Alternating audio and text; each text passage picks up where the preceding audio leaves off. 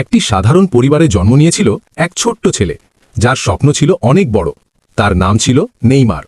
ছোটবেলা থেকেই ফুটবলের প্রতি তার ভালোবাসা ছিল অসাধারণ। সে রাস্তার ধুলোময় মাঠে বন্ধুদের সাথে খেলত আর প্রতিদিন নিজেকে আরও ভালো করার চেষ্টা করত। নেইমারের পরিবার সব সময় তাকে সাহস দিত। তার বাবা তাকে বলতেন, তুমি যদি কঠোর পরিশ্রম করো একদিন সফল হবে। এই কথাগুলো তাকে অনুপ্রাণিত করত। ছোটবেলা থেকেই তার গতি, ড্রিবলিং আর বল নিয়ন্ত্রণ ছিল খুব চমৎকার। ধীরে ধীরে সে স্থানীয় ক্লাবগুলোতে খেলতে শুরু করে এবং সবাই তার প্রতিভা দেখতে পায়।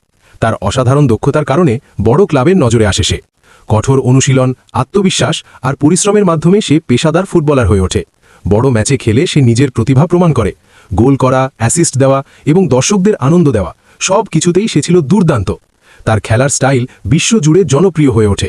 শেষ পর্যন্ত কঠোর পরিশ্রম, অধ্যাবসায় এবং স্বপ্নের প্রতি বিশ্বাস তাকে বিশ্বসেরা ফুটবল তারকাদের একজন করে তোলে।